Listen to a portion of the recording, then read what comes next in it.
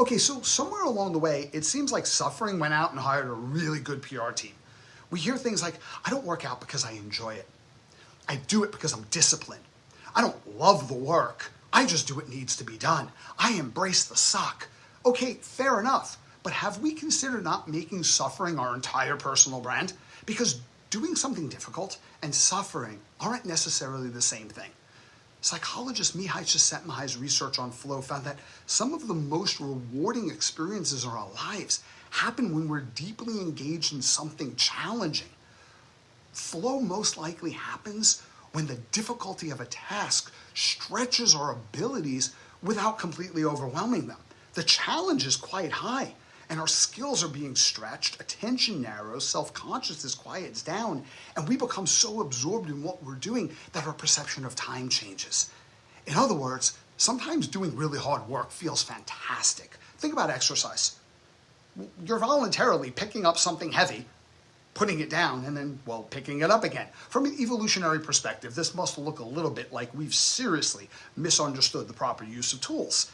And yes, starting an exercise habit can require discipline, and nothing worth having comes easy. Except for maybe hereditary wealth. I think that one's pretty straightforward.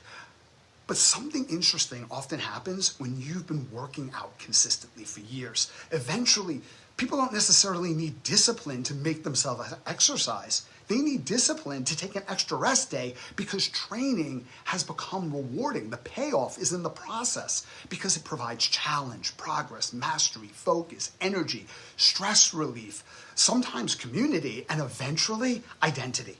So exercise becomes less about something you have to force yourself to do and more about being a reflection of who you are. And this distinction matters far beyond the gym.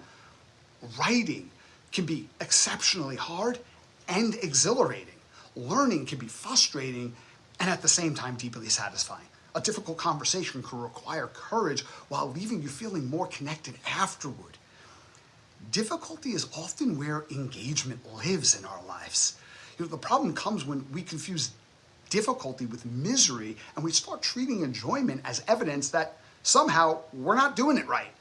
Discipline matters. Yes, grit matters, and doing things when you might not feel like doing them matters. But maybe the highest form of sustainable performance, engagement, and burnout prevention isn't becoming extraordinarily good at forcing yourself to suffer.